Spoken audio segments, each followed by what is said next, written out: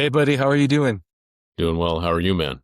Good, good. Glad to have you back on again, man. And it's always a pleasure. And today, it's things we always talk about and something close to us and to people we know is about relationships, but reliability in relationships, right? And I always feel like there's a lot to say here, whether hmm it's romantic, whether it's personal, friends, family, work, business. There's a lot of different things to go talk about. But I feel like when we're talking about relationships, there's things where the biggest thing is being reliable or counting on somebody to be there, right? Reliability is kind of like the silent glue, I would say, relationships where when it's there, you know that you don't really notice at times, right? Because sometimes people take it for granted. When it's hmm gone, everything feels like everything's falling apart. That covers again, not just romantic, but just relationships in general. And there is a difference, as you were telling me the other day, like, hey, between a relation that feels like a safe harbor and one that feels like a gamble, right? Just meeting new people or you're just trying to test the waters out. So, you know, I wanted to talk to you about, the anatomy of unreliability, right? Someone that could be an overpromiser, the power dynamic where sometimes being unreliable is a subconscious way of control, which a hmm lot of people fucking do. And then the hmm crisis friend. They're 100% reliable when your house is burning down, but 0% reliable when you want to do coffee. So what's Exactly. your thoughts on this? Exactly. No, it comes back to trust, right? And I know we've touched on deceit and trust in previous episodes, right? Absolutely. But depending on how you are, depending on the type of person you are, maybe you're self-aware, maybe you're aware of your surroundings. I mean, you can read people quite well. That's a benefit, obviously. You're already ahead of the game if you're like that, right? But if somebody is unreliable and you trust them, it's tough. It's tough. It wears on that trust almost instantaneously when an instance occurs, and maybe it's just coffee or maybe it's something bigger, right? And you're really counting on this person to deliver and be there for you, right? And if they're just ghosting you, or if they don't come through in the way that you expect, in the way that you've laid it out in your head, or perhaps even communicated them, I need you to be here at this time. I need you to come with this material. I need you to come with this deliverable, right? Or I need you to be there when I'm at my lowest, right? When I'm going through something emotionally, personally, right? Maybe there's been a death in the family. Maybe I've just lost my job and I'm really looking for answers and I'm really confiding in you because I trust you and I believe you're reliable at least, or at least you're an important person in my circle, right? If you scorn me like that and you don't come through, I'm the type of person, I want to know if you're the same way, where I'm going to remember that. I'm going to take a mental note of that. And the trust is not going to be as strong there. You're going to have to build that trust, that credit up in our relationship over time. And it's going to take months sometimes, maybe even years. Maybe it just never happens, right? Maybe it's just an instance where it's too detrimental to your mental state and you're still looking for those answers and you're looking to who else can I rely on? And it just damages the relationship beyond repair. Right. And you said that very well, because call it what it is, right? Keeping receipts, right? Call it what it is. Now, hmm we always give leeway to people we care about that we do know, right? That's right. Whatever the situation. But let's talk about the overpromiser, right? You know, there's these people we've encountered it. We've been on the receiving end of it. Oh yeah, yeah, I'll see you, or I'll say yes to you. But then they want, in my opinion, they want that hit of validation. Oh, I said yes to you. I said yes to this Mm, person at that very moment. But then there's a lack of executive function to where, you know, they can't follow through with the schedule. That is so freaking annoying, right? I hate that. yeah. I absolutely hate that. And I get it. Everyone's fucking busy, but why not send a text? Why not send some sort of message, right? I always say to me, it's better to hear something or better to tell me to F off than, of course, I'm being facetious there, but than not to hear something, right? So Absolutely. I think the overpromising thing, falls in there because people do want to feel like they're saying yes to support, but then schedules. People are very tactical that way. They don't know, but you got to communicate. The power dynamic, right? Sometimes being unreliable, again, we've seen this with people, is a subconscious thing, right? It's a way to maintain control. And by making others wait or wonder, they remain in the center of the interaction. It's fucked up. We've seen It that, is. right? That's like, I was talking to some other person, one of the clients I was working with, and, we would be communicating and we're talking business now, right? And just one example. And I'm like, wow, you're just going to keep being unreliable, but you're the one that's constantly trying to engage with you, but you're getting, unreliability in the business side of what I was going through was just, okay, you're not talking, you're not replying, but you are dropping hints. Oh, I'll get back to you. It's like breadcrumbs, like for a mouse, like, oh, I'm gonna eat some more. I'm gonna keep trailing here. But in the end, I've identified it's a waste of time, right? Just move on, right? But also, the crisis friend, right? We've all been on the receiving end. We also want it to be helpful, right? Where again, they're always going to be 100% reliable when, we're hurting, when we're going through some sort of crisis, house is burning down, a relationship over, or something happens at work, whatever. But 0% reliable, getting coffee, getting food, getting lunch, whatever. They thrive at the high stakes, but fail at the mundane reliability that builds that long-term trust, as you mentioned. You know what I mean? So, you know, to add on to what you were saying, I just felt like, hey, this was something that was important to think through. And I don't know, Edward. I think when I sit back on here, I think it just that those points and the points you mentioned comes down to communication, doesn't it? It does. It does. It really depends on where you are in the relationship. I'll give you an example, and you gave some good ones as well too, which I want to touch on. But when I first moved out to where I live now, right, I didn't know anybody. I was meeting a lot of new people, a lot of different ways, right? One of the ones was online dating. I went on lots of dates through online apps. And there was one time where the person just didn't show up. We had a place, a time for our date, and I arrived. She didn't show up. And then she sent a text maybe 20 minutes later, say, apologize, I can't meet. Right. If you don't have any previous history, previous relationship with this person, it's quite easy to just cut her off, right? You're not gonna see her again. You're not gonna try to make that again because you've already been scorned, right? You already realized that this person is unreliable. It's more like what you've been touching on, and the history, the experience, just nature of this is repetitive, and the person keeps doing it over and over again.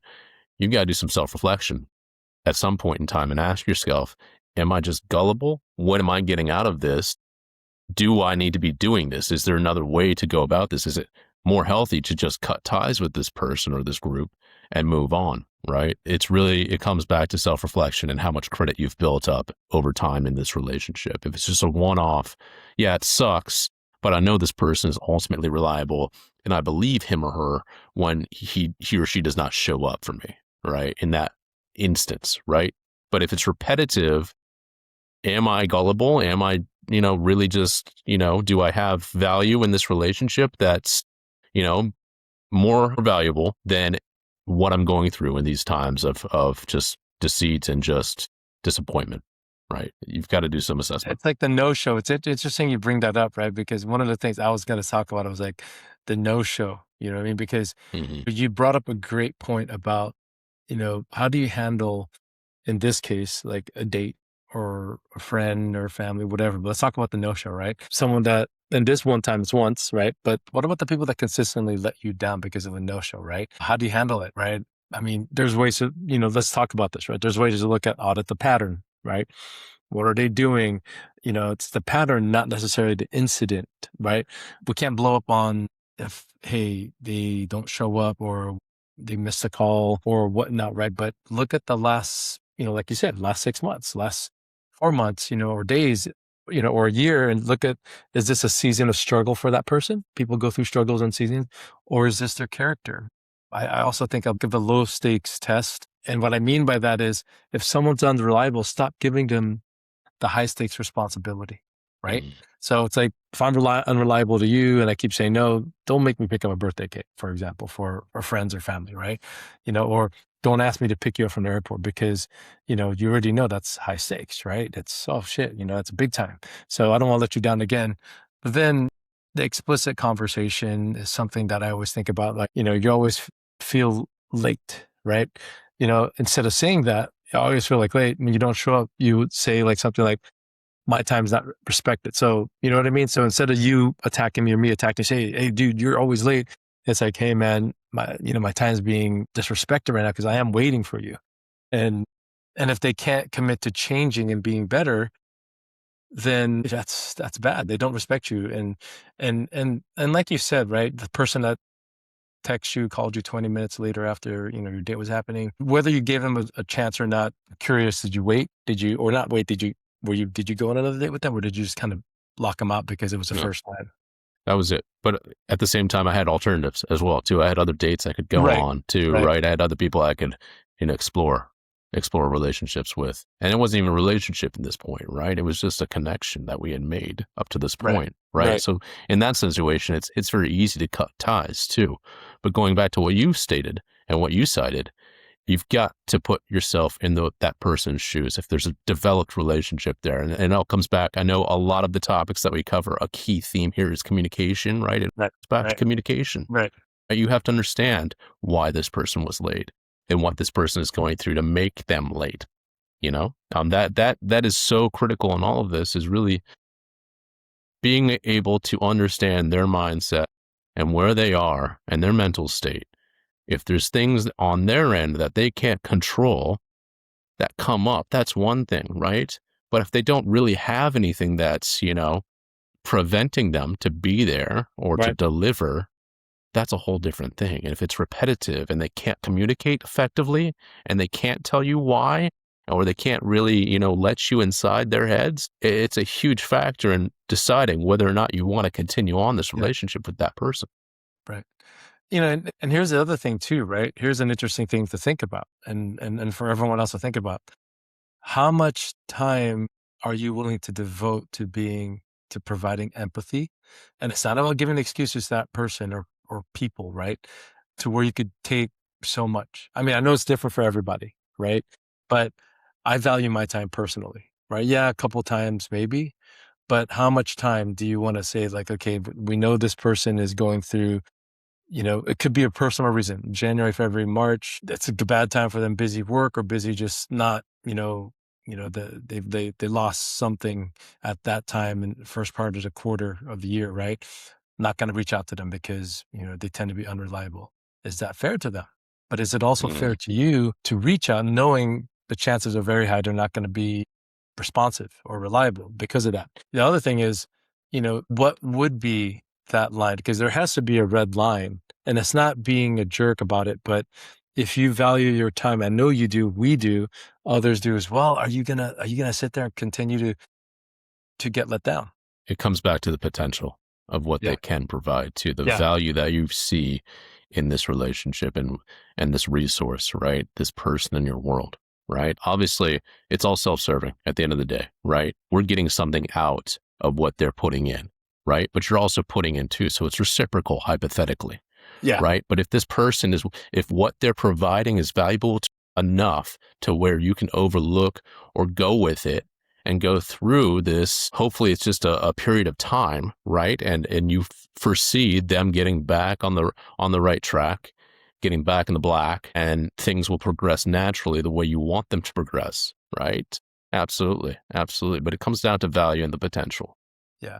And then I think too, to your point, it's, it comes down to what we're willing to deal with as well. Cause like I said, there's value both sides, and it's emotional, could be transactional, could be, just because it's family, but, it leads into how to kind of be the rock where we're building our own reliability. And what I mean by that is being reliable on our position. Being reliable isn't about being like a superhero where, oh shit, we're gonna save everybody, but it's about being honest with being no or saying no, right?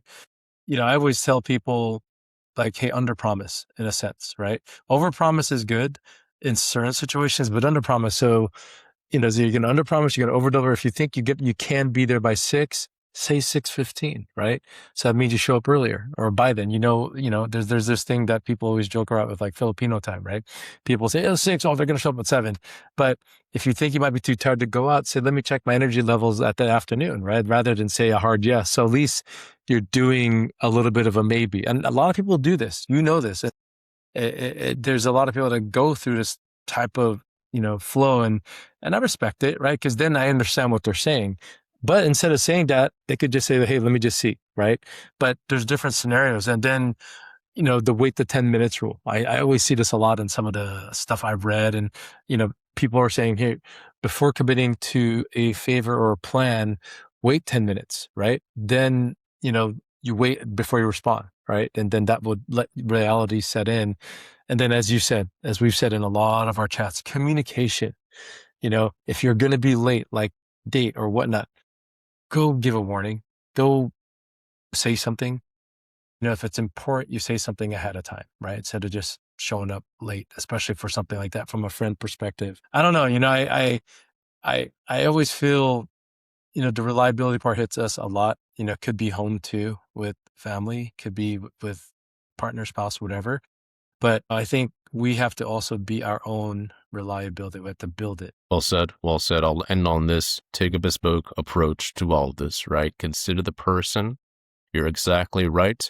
There's people in my life that I know they're going to be late, and I have to mentally calculate a buffer there of that I'm going to show up 15 minutes late because I know they're going to be 15 minutes Yeah. late. Yeah. The better communicators will tell you, will underpromise and overdeliver, like you say, right? And I appreciate that wholeheartedly, 100%.